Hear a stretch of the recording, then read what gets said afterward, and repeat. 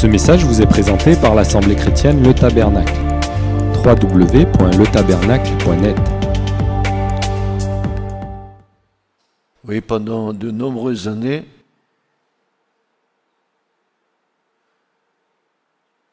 et je ne les compte pas puisque le temps appartient au Seigneur, je me suis retrouvé ici, derrière ce pupitre.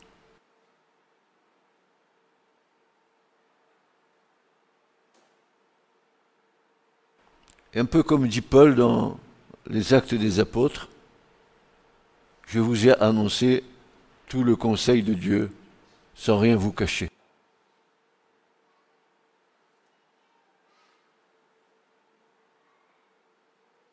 Un seul but, c'était l'édification de chacun d'entre vous, la croissance pour ceux qui ont voulu croître.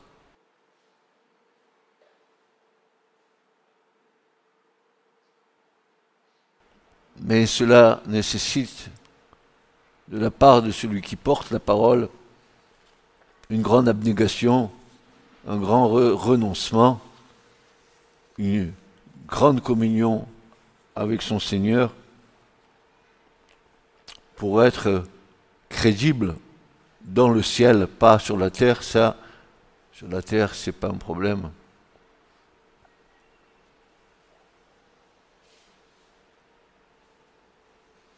Je ne cherche pas la crédibilité des gens du monde. Ça, pas du tout. Mais j'ai toujours voulu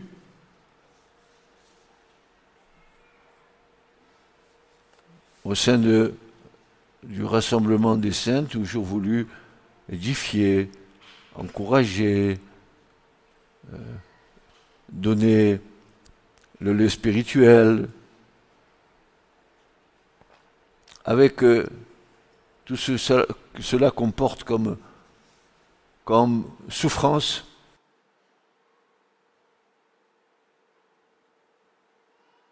Parfois, tu te dis, mais pourtant c'est ta pensée, Seigneur, et vous êtes derrière le pupitre, vous avez l'impression que vous prêchez en vain.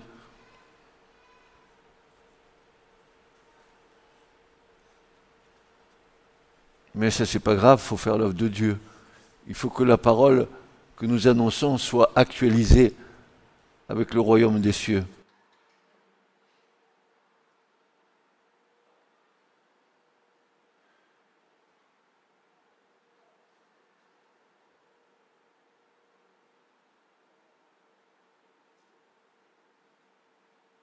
Se donner aux autres, c'est pas facile. Parce que les autres s'attendent de votre part de vous donner, mais en contrepartie,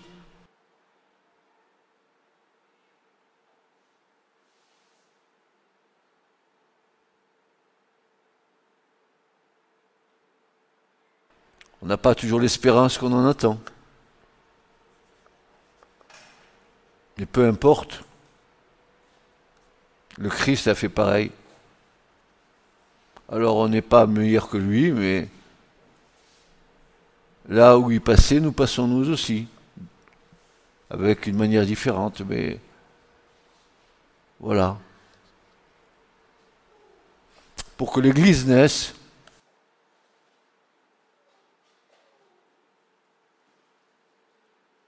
pour que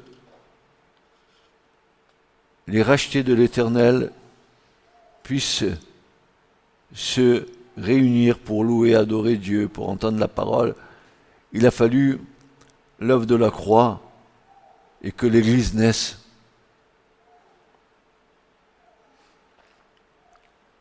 L'Église, c'est pas seulement les chrétiens de l'Alliance renouvelée, me semble-t-il, ça sera l'ensemble d'Israël, de la Torah de Moïse, avec ce que Jésus nous a apporté.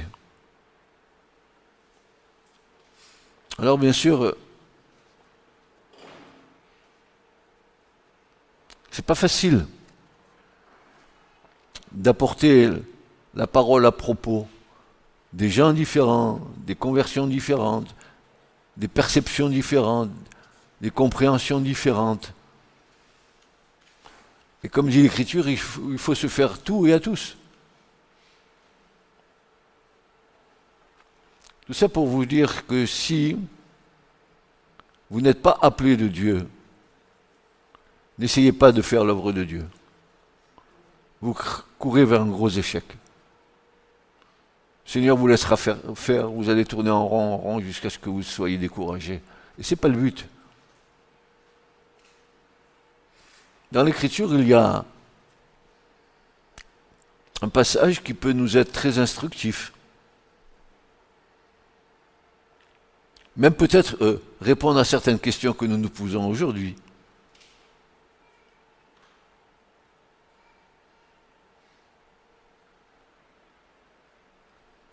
Ainsi, l'appel que Dieu nous adresse pour le service, cet appel nous trouve le plus souvent au beau milieu de notre quotidien, lié à nos activités humaines. Dieu nous appelle. Et il t'appelle où? Dans le monde qui est là. Et souvent, dans le monde du travail. Peut-être, mais il t'appelle, il te cherche. Il te cherche.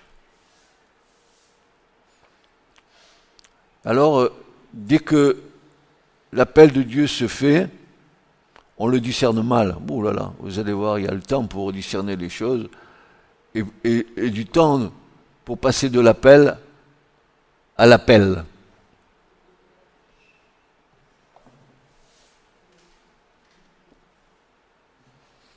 Alors, un choix s'impose à nous. Une multitude de questions jaillissent, car nous discernons mal cet appel, parce que trop soumis à nos raisonnements.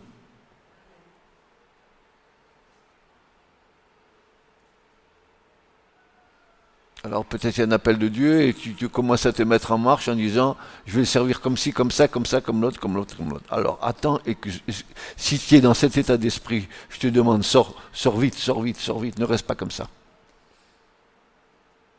Ne reste pas dans cet état-là. Et tu verras pourquoi. Une multitude de questions jaillit. Et celle-là est la principale. Est-ce le temps pour moi? Je voudrais qu'on puisse dissocier l'appel au salut et l'appel pour le service. N'est-ce pas? Vous avez bien compris ça. Enfin, j'espère, depuis le temps.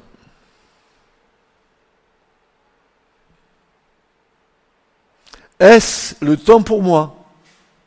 Alors peut-être, vous voulez être biblique à 100%, et vous allez me dire que vous allez demander un signe à Dieu, comme Gédéon a demandé à Dieu un signe pour mon appel. Alors Seigneur, si la pluie tombe sur le tapis là de ma chambre, alors ton appel est là.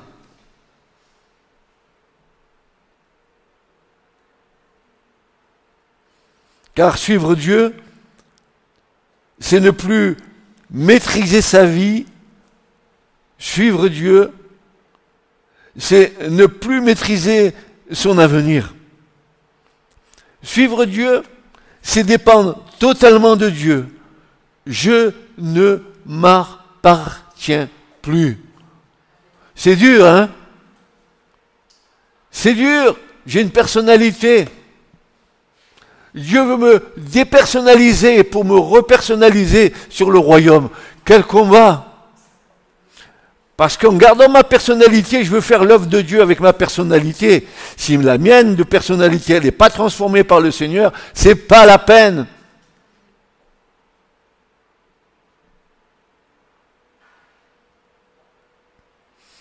Ce n'est plus maîtriser sa vie, son avenir, c'est dépendre totalement de Dieu. Je ne m'appartiens plus.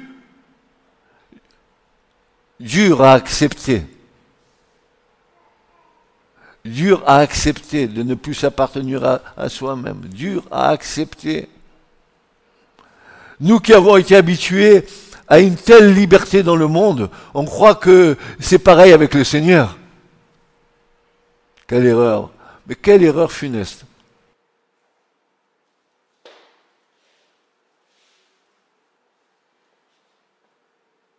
Et c'est le cas. Nous avons un superbe exemple dans l'Écriture. C'est le cas de l'appel d'Élisée par Élie le prophète. Vous allez voir ce que nous allons en tirer avec la grâce du Seigneur.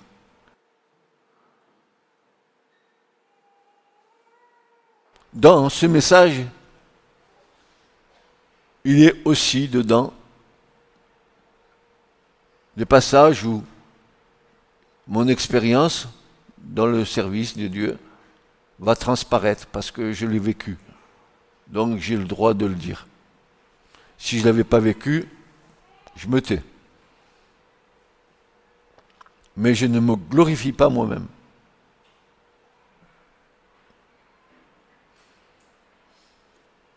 Alors cette scène de l'appel d'Élisée, elle nous est décrite dans l'Écriture, alors que Élisée, le futur prophète, il était en plein travail de labourage. Ah tiens, Dieu va l'appeler au moment où il était en train de boulonner.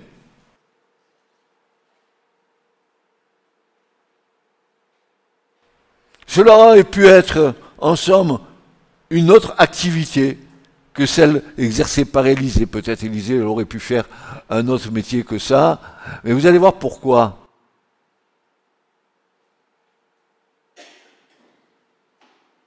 Aujourd'hui, à ton travail, à ton assemblée, le lieu là où Dieu a décidé de se révéler à toi.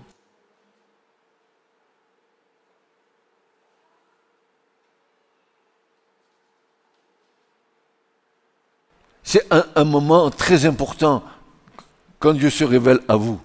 Ça va impacter toute votre vie de croyant. Où tu as eu une vraie communication de Dieu, un vrai regard de Dieu sur toi qui te fait que tu ne changes pas instantanément, mais tu es changé déjà. Ça commence en toi. Combien de fois je vous ai témoigné que la première fois où je suis rentré en contact avec la grâce du Seigneur, dans ce désir de connaître Dieu, et que une personne, heureusement, m'a offert une Bible en me disant « Lis, tu vas voir, c'est pas mal dedans, tu vas voir, tu vas en tirer des choses. » Et que la première chose qui s'est passée quand j'ai ouvert ma Bible, et je ferai toujours ce témoignage dans ma vie, c'est que les paroles que je lisais, je connaissais rien de l'écriture, mais les paroles que je lisais, elles sautaient devant moi. On dirait qu'elles pétillaient comme l'eau Perrier. Vous savez qui fait des bulles? Pareil. Je me demandais ce qui se passait. Je me demandais qu'est-ce que c'était ce truc-là. Alors, j'essayais de rentrer dans la réalité terrestre. Mais non, ça sautait de partout. Et je me demandais pourquoi. Mais non, aujourd'hui, j'ai compris. Mais il a fallu... Alors, vous allez me dire, mais tu es lent à comprendre, Francis. Mais non, je ne suis pas lent à comprendre. C'est la patience de Dieu qui est incompréhensible. C'est pas moi. Moi, je suis un bêta, un âne. Mais peut-être un âne qui parle.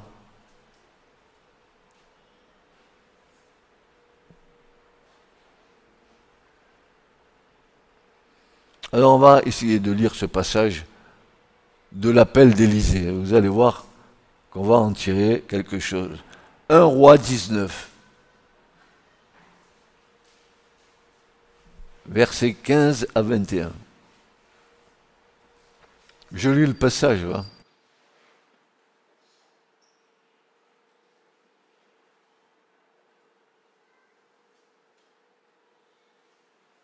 Il est dit, et l'Éternel lui dit, c'est-à-dire il le dit à Élie, va, retourne par ton chemin vers le chemin de Damas, et quand tu seras arrivé, tu oindras Hazaël pour qu'il soit roi sur la Syrie, et Jéhu, fils de Nimshi, tu l'oindras pour qu'il soit roi sur Israël, et tu oindras Élisée, fils de Shaphat, d'Abel Méola, pour qu'il soit prophète à ta place.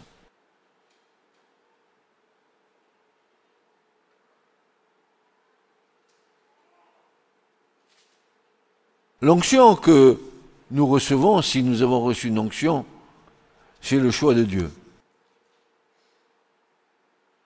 Depuis de nombreuses années que nous sommes ensemble,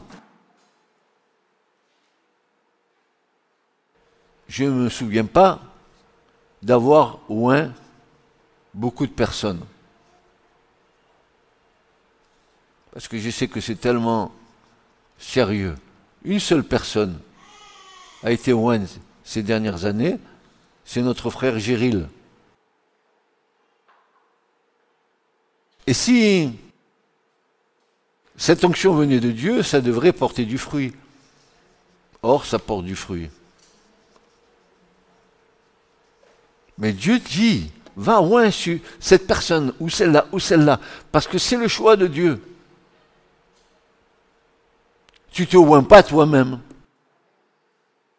Ne confonds pas l'onction que le Saint-Esprit te donne pour la parole et l'onction pour le service. Ça va de pair, mais tu ne peux pas avoir l'un sans l'autre.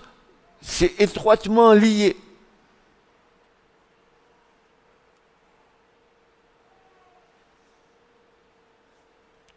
Verset 17, il arrivera que celui qui échappera à l'épée d'Hazaël, Jéhu le fera mourir, et celui qui échappera à l'épée de Jéhu, Élisée le fera mourir. Mais je me suis réservé en Israël 7000 hommes fidèles. Ne croyez pas que vous êtes seul au monde. Et il a cru. Parce qu'il était prophète. Il croyait qu'il était seul. Non? Ah, jamais tout seul, oh, jamais tout seul. Jésus, mon sauveur, me garde, jamais ne me laisse. Jamais seul. Jamais seul.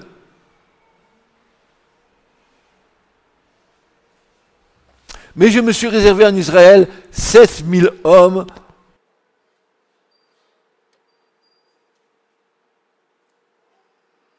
tous les genoux qui n'ont pas fléchi devant Baal, des fidèles, des consacrés, des justes.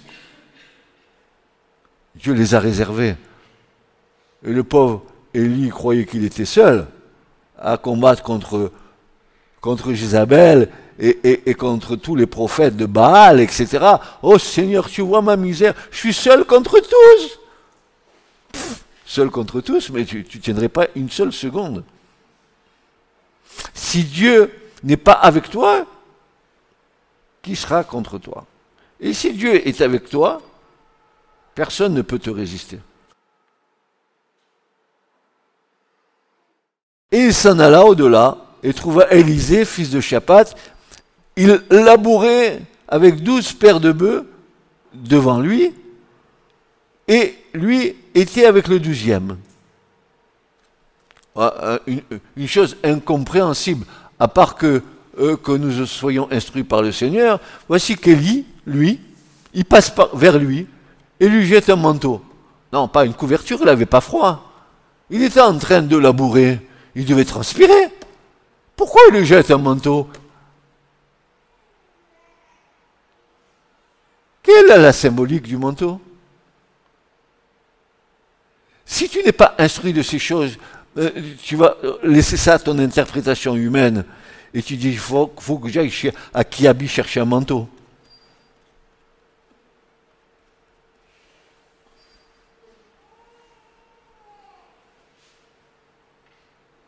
Et Élie passa vers lui et lui jeta son manteau sur lui.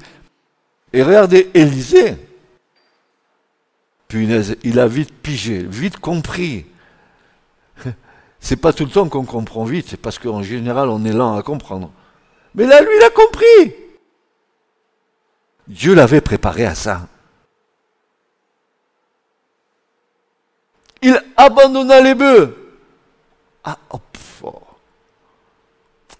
Ton travail, tout ça, oh là là. Et tu te dis, si je dois servir Dieu, et que Dieu veut que je le serve, eh ben, est-ce que je dois abandonner mon travail? Comment je vais faire pour manger? Comment je vais faire pour ci? Comment je vais faire pour l'autre? Pour payer mes impôts? Comment je vais faire?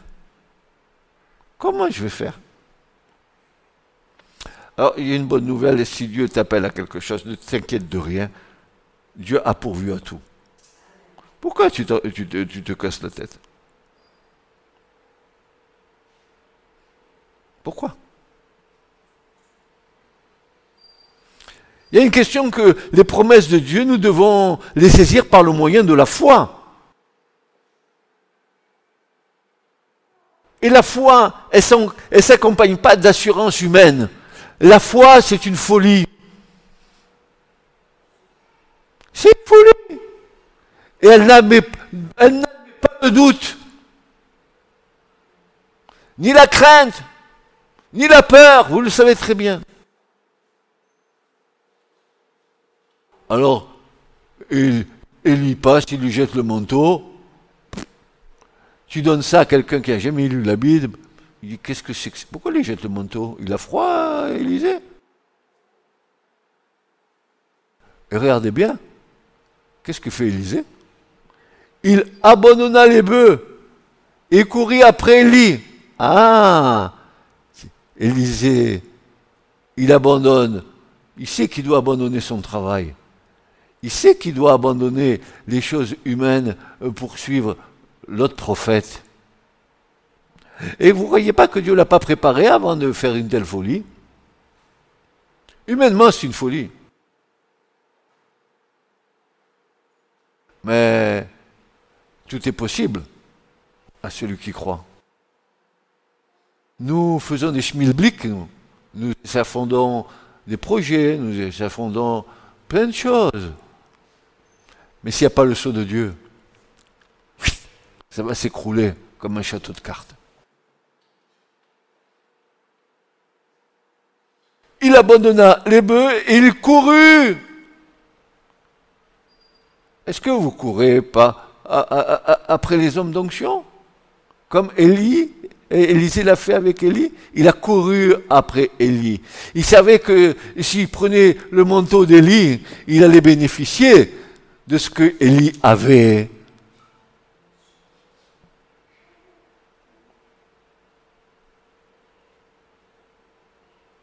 Élisée dit, que je baise, je te prie mon père et ma mère, et je m'en irai après toi. Il lui dit, va, retourne, car que t'ai-je fait?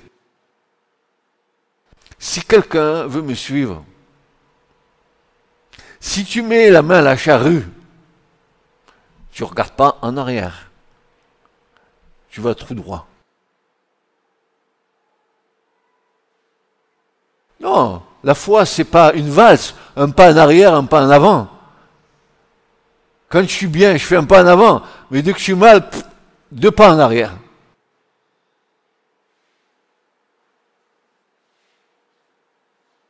Vous avez vu? Élisée honore ce commandement. Il veut aller embrasser ses parents avant de partir. Oh, il est en train de labourer les champs de son père. Tout d'un coup, il rencontre un gars qui lui jette un manteau. Il court après lui, il le suit, puis il dit à Élie, permets-moi qu'avant de, grosso modo, entre parenthèses, permets-moi avant de te suivre d'aller embrasser mon père et ma mère. Il honore ses parents, c'est un commandement, c'est bien. Est-ce que tu honores tes parents? Car tu sais que si tu les honores, les jours de ta vie seront prolongés.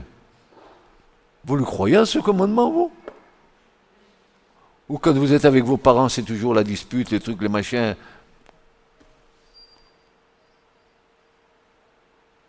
Si vous dites que je suis Seigneur, dira Et Jésus, où est l'honneur que vous me devez?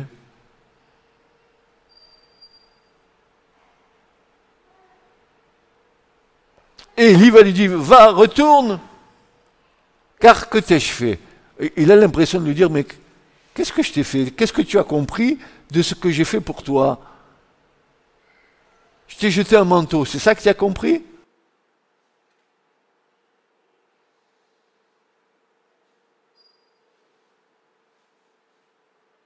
Et il s'en retourna d'auprès de lui, et prit la paire de bœufs, et en fit un sacrifice. Ah! Là, le sacrifice des bœufs, c'était pour montrer il s'était mis lui-même sur l'autel. Vous verrez que Élisée, n'est-ce pas, si quelqu'un avait eu une onction pareille, il se serait mis à pédaler comme un lapin, soi-disant pour faire l'œuvre de Dieu.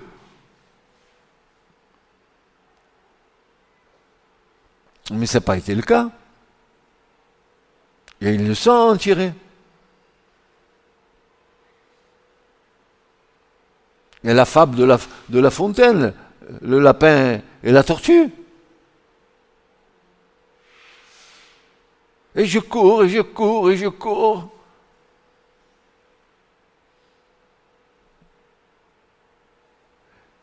Et pour montrer il est prêt à mettre sa vie sur l'autel, se consacrer au service de Dieu, accepter de suivre Élie, il va faire un sacrifice à l'Éternel. Regardez la symbolique, mais regardez et comprenez la paire de bœufs qui l'aidait à travailler, qui lui donnait ses revenus, il les sacrifie. Il va falloir que tu sacrifies les choses de ton travail si tu veux servir Dieu. Il faut que tu mettes tout sur l'autel.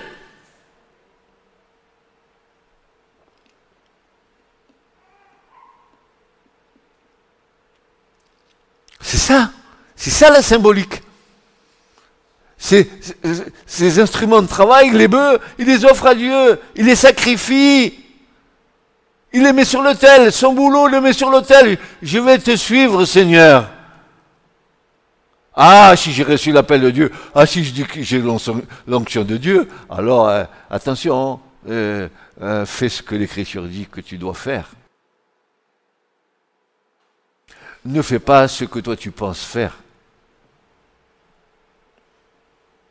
Alors, lorsque nous lisons ce texte, nous constatons qu'Élie va être l'instrument dont l'Éternel se sert pour accomplir l'acte prophétique sur Élisée.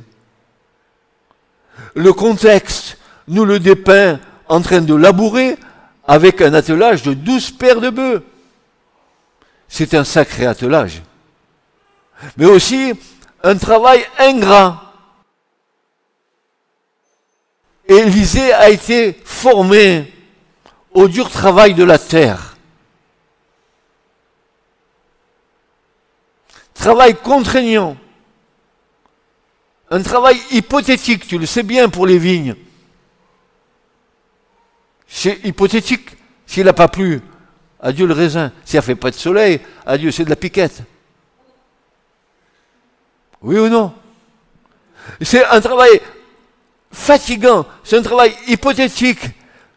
Quand on récolte, et dépendant des conditions climatiques. La terre, c'est ça. Il faut que tu sois prêt à accepter ces éléments-là. Mais cet élément-là, ce travail-là d'Élisée, il a eu un but de la part de Dieu. Tu dis, je suis fatigué de mon boulot, je suis fatigué de ça. Oui, peut-être tu as raison. C'est pas sympa ton boulot, etc. Mais ce travail de labourage d'Élisée, dans toutes ces conditions qu'exige le travail de la terre, il avait un but. Il avait un but. Ce travail développait chez Élisée des qualités et des traits de caractère qui lui servirent plus tard dans son ministère. Résistance, persévérance, espérance, toutes utiles à la fois. Il les avait déjà acquises dans le travail ingrat de la terre. Et voilà que dans la foi, il va les retrouver. Parce que Dieu l'aura préparé. Tu veux servir Dieu? Est-ce que tu es prêt à souffrir? Oh, moi, je ne vous cache rien. Et ne vous cachez pas.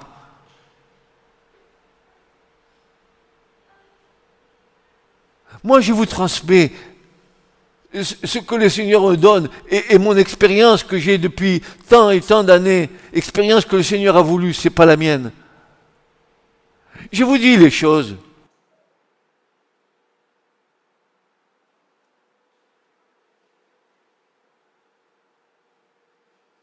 Après qu'Élie lui ait eu jeté son manteau, Élisée comprit immédiatement que c'était son temps et que son heure avait sonné. Une personne charnelle n'aurait pas du tout apprécié qu'un quidam qu'il ne connaît pas, en plus, lui ait jeté son manteau. Il fallait qu'Élisée le connaisse dans l'esprit. Parce que toi, tu viens, tu me passes, tu me jettes un manteau, je te dis ramasse-le. Hein.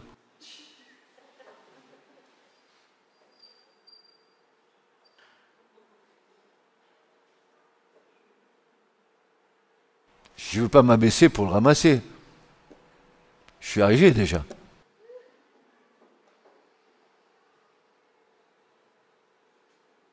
Mais Élisée a compris dans le spirituel la signification de ce geste. Aussi longtemps, écoute-moi bien, aussi longtemps que tu resteras charnel, tu ne comprendras pas les choses spirituelles.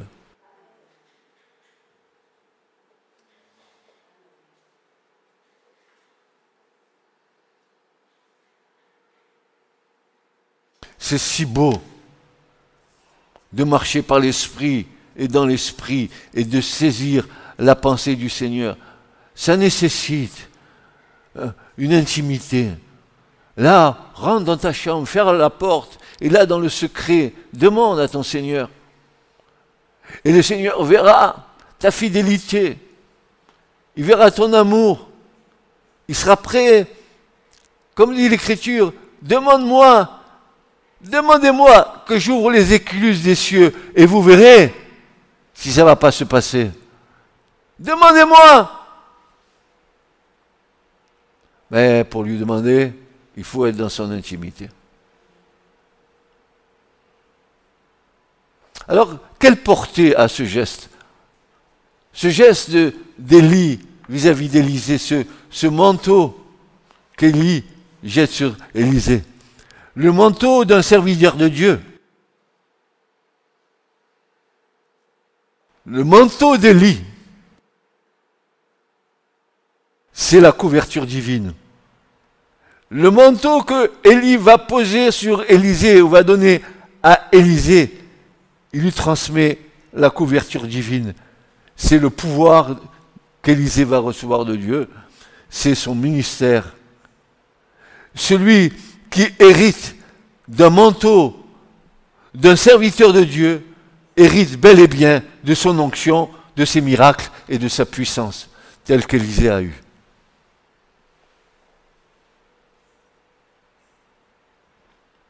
Transmettre les choses du royaume des cieux, sans rien retenir, uniquement par amour, sans désintéressement,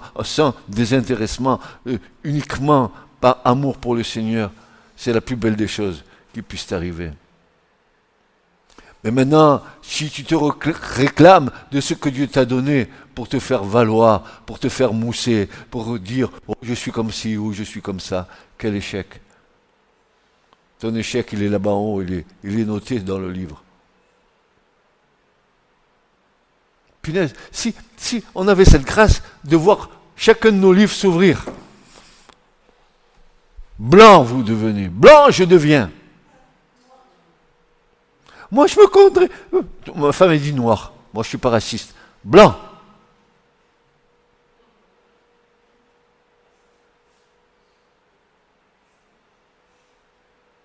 Et tu sais bien, Seigneur, je suis resté 30 ans les fesses scotchées dans une chaise dans une bonne église. Évangélique.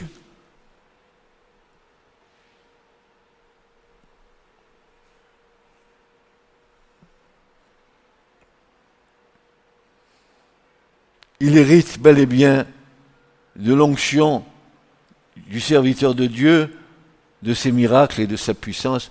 Et autant Élie a été appelé le prophète de l'Ancien Testament, le prophète de la loi, de la justice, autant Élisée sera appelé le prophète de la grâce.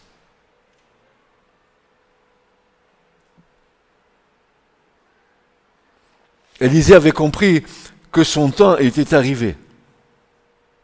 C'est pas besoin de te creuser la cervelle. Hein. Oui, c'est pour moi maintenant, pas maintenant. Quand le temps arrive, permets-moi de dire que le Seigneur va te le faire comprendre. Il va dresser des choses devant toi et tu comprendras.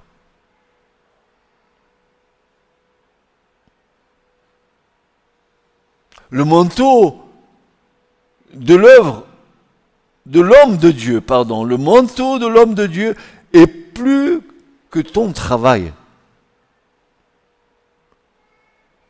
Élisée avait compris que l'œuvre de Dieu, c'est plus que ses biens et c'est plus que son argent.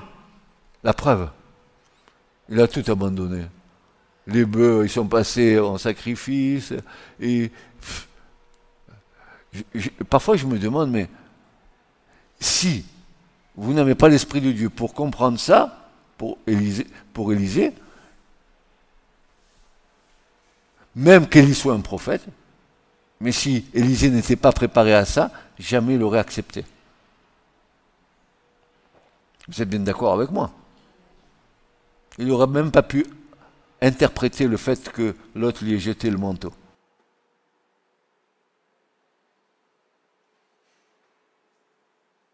Il faut donc être, vous et moi, mes sœurs et mes frères, il nous faut être des hommes spirituels pour comprendre les choses de Dieu d'une manière spirituelle.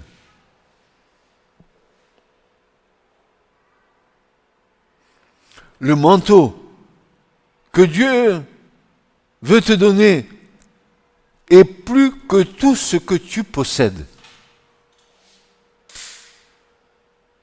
Tu te rends compte, par les mains d'Élisée, les morts vont ressusciter. Lisez la vie du prophète Élisée, vous allez voir la grâce qu'il a reçue. Ressusciter les morts. Tu te rends compte? Et tu dis que tu as reçu un appel de Dieu.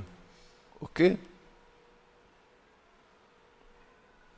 Quand tu seras arrivé à ce stade, tu diras oui, l'appel de Dieu est vraiment pour moi. Dieu fait par mes mains des choses qui sont fantastiques.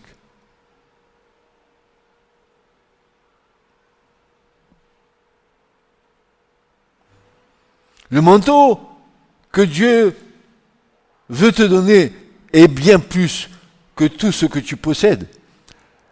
La Bible dit qu'Élisée avait couru après l'homme de Dieu. Élie, homme de Dieu, et toi, est-ce que tu cours après l'œuvre de Dieu? Est-ce que tu cours après l'homme de Dieu? Pour obtenir le manteau, il faut courir, il faut s'empresser de faire l'œuvre de Dieu.